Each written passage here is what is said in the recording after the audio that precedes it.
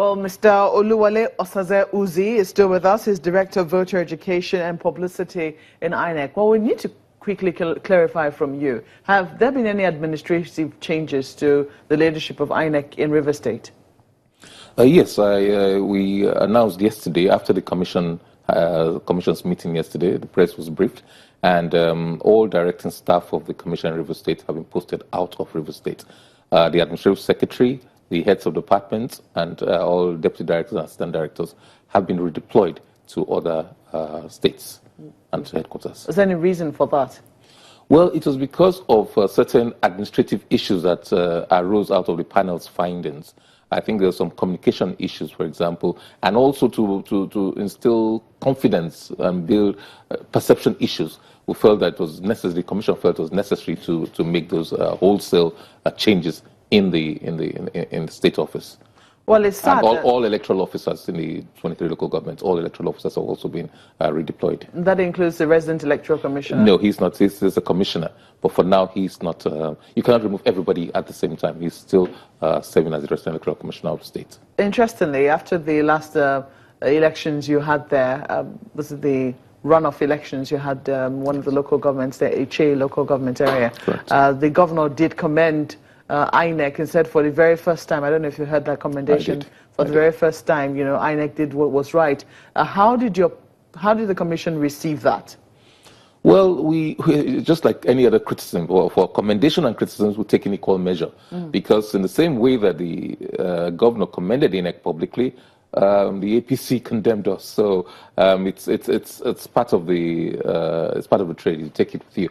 There are always commendations. There are always criticisms. It will appear that a lot of the people who the decision favors will commend it, and those who it doesn't favor will criticize us. But we've done what we've always done. Basically. But it came at a cost. I mean, conducting elections in that, even a runoff election came at a cost to INEC.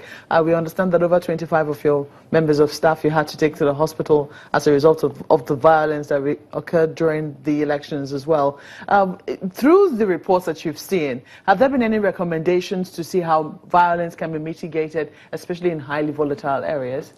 Well, we've always involved ourselves, apart from the Interagency Committee on Electoral Security, which is being coordinated by INEC to coordinate all activities relating to electoral security and to better manage the electoral environment.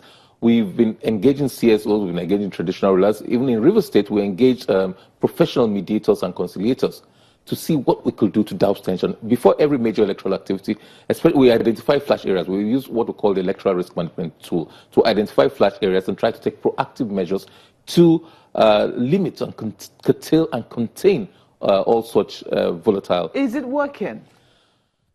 Well, there are two ways of looking at it. We think it's working. It worked very well in many states. It worked relatively well in Edo State. It worked well in Ondo State.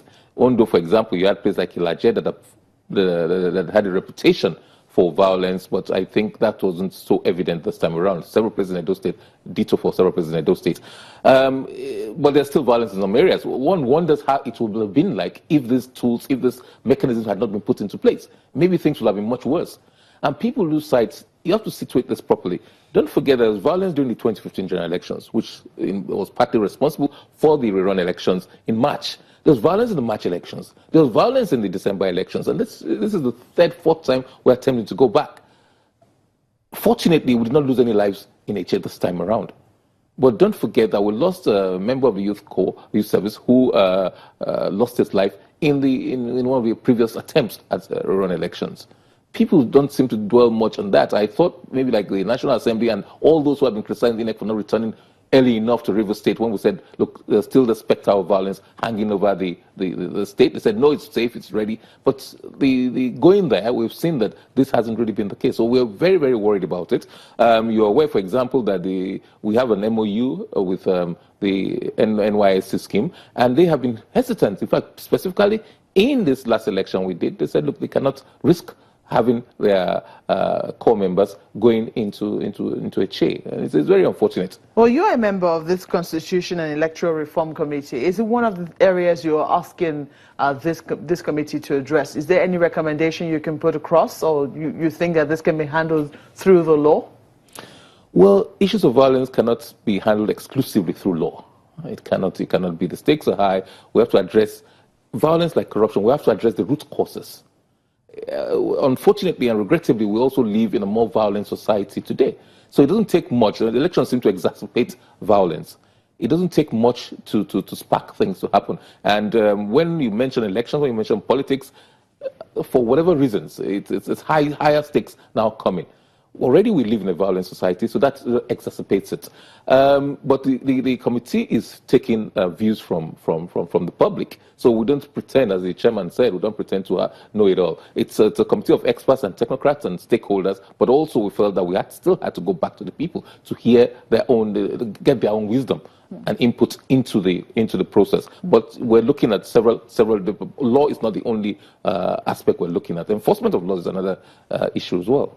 Well, what are some of the reforms that INEC will be seeking to push through this committee? Well, there are several. We had previously submitted a memo to the National Assembly when the National Assembly commenced its own process. INEC is represented by myself and 2-3 other colleagues in the committee who have knowledge of electoral management, electoral law, and the processes, and many of them have been at very high positions in INEC for quite a number of years. So their benefits as electoral managers will hopefully enrich the committee's work. There are lots of issues. For example, one of them is the INEC feels, for example, that it should set up Electoral Offences Commission, because impunity is one of those things that causes a lot of why people get away with so much in terms of electoral violence, in terms of bribery and stuff like that. But you see, our perspective is also different. We don't just want those who take the money, but we must also look at those who give the money. The incentives for those is even higher, and we look at those who engage in violence, not just the foot soldiers, but the brains behind violence. Because if you deal with the head, then hopefully the limbs and other parts of the body will follow. So it's not just those who give money. It's not just those who receive, but who give as well. It's not just those the foot soldiers who commit the violence, they use, but those who instigate them. So these are some of the recommendations. We think impunity, for example, has to be dealt with. And part of the recommendations... What sort of impunity are you talking about? Impunity in terms of punishment. INEC has the duty to prosecute electoral offenders. Those offences committed under the Electoral Act. But sometimes bribery, for example, is an offence under the Criminal Code and other laws, but it's also an offence to bribe INEC officials or people who are engaged in the process. If the police, for example, had submitted their reports when they displayed the cash and submitted their report for us to take action with the case files, which will include the statements of the accused persons, and then we probably would have prosecuted those people. But I don't know how the public will perceive it where INEC is prosecuting its own officials. If that person is discharged for whatever reason, so say, but well, remember, they brought the money, how can INEC do it? Oh, INEC will have collaborated. The INEC officials who are going to prosecute or their lawyers will have collaborated with the accused persons because it's all one big family. So maybe it's different if it's an independent body that now goes ahead to do the prosecution. Now it will have power to investigate. It will have power to arrest, investigate, and prosecute. That's the Electoral Offences Commission, which you're... By whatever name, yes. Which you're proposing. Absolutely. Okay, now, but as it stands right now, there is punishment for those who commit violence. Why has it been so difficult to prosecute those people? Well, first of all, INEC doesn't have any power to investigate. It does only, its powers is limited to prosecute. So the security agencies usually investigate. And when they investigate, they have to pass on the case files if they feel like they have the discretion where an activity is a crime under two different legislations. It has a discretion who to send it to. It can send it to the Attorney General's office, the police can prosecute in the magistrate's courts, or you might say, look, it's an electoral offense, INEC, you prosecute. In which case, it has to pass on the case files to us and hand over the suspects, hand over the witnesses. Now, there's a problem. A lot of the time, the witnesses are transient. I might have sent someone to River State, but he's from Sokoto State. Maybe a youth corps member from Sokoto State. And it's difficult to get this. Even the policemen are usually drafted from out of state. And you have to get them to prosecute them. Are the witnesses ready to come at that time to give evidence? And don't forget, the legal process takes a while. The administration of justice. But considering the rampancy sometimes of this violence, shouldn't we have been able to make some scapegoats by now? There are always scapegoats, but I am not aware of any big shots, if I may use that term. In Kano, for example, in Mjibwe State constituency last year, we, for something people, we collaborated with the police and convicted for something people. But obviously, I don't know how much that will impact on the electoral process in Kano State, not to cover the whole of Nigeria, but that has been done.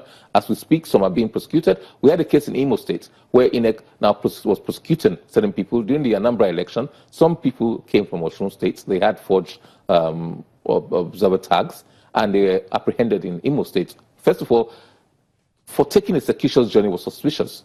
Well, that's circumstantial evidence. But now when we looked at the tags they were bearing, those were not issued by INEC. And they were hoping to get into Anambra. But rather than go the natural west to east route, they went around the circuitous journey. Going from a place like Osun, you probably have passed through Ondo, passed through Edo, Delta, and on to Anambra. But they decided to go through Imo State, maybe to outflank security agents. But they were apprehended. INEC commenced the prosecution of those people. When the Attorney General of Imo State now attempted to take over the prosecution of that case. The Constitution gives the Attorney General a right to undertake any prosecution or take over any prosecution. But we were very worried because the states where they came from, they seem to have the same party. We just thought it wasn't right. We felt we had the capability to prosecute those people. But the Attorney General wanted to take over the case. And so there were the issues. These are some of the challenges that we find. But getting witnesses to come in a sustained manner, getting them to come over and over again when cases are adjourned is a problem. In terms of transparency, INEC, people believe that INEC can still do a lot more. Do you agree with them? Well, perception is very, very important in our line of work. One would tend to agree, and there's a distrust of not just INEC, but many government agencies. There's a trust deficit. So we really have to do a lot more to build and to close that trust deficit gap. So we can do a lot more, yes. But that's why, for example, at the end of every commission's meeting where major decisions are taken, we want to put things in the public domain. We also continue to engage with stakeholders. So look, this is what we're doing, this is what we're trying to do. So that people understand things. We've set up the INEC Citizens Contact Center. Where you see wrongdoing, whether it's an election day or any other day, please inform us. And then it's interactive. We'll get back to you. So these are some of the steps we're taking to ensure that, look, we try to build confidence. So many things we're doing right, but people don't seem to know much about it. But we can improve a lot more. So we're trying to build that. Well, Mr. Oluwole Osaze-Uzi, we must thank you very much for coming on Sunrise Daily. He is the Director of Voter Education and Publicity in INEC. Sunrise Daily will continue about now. Don't go away.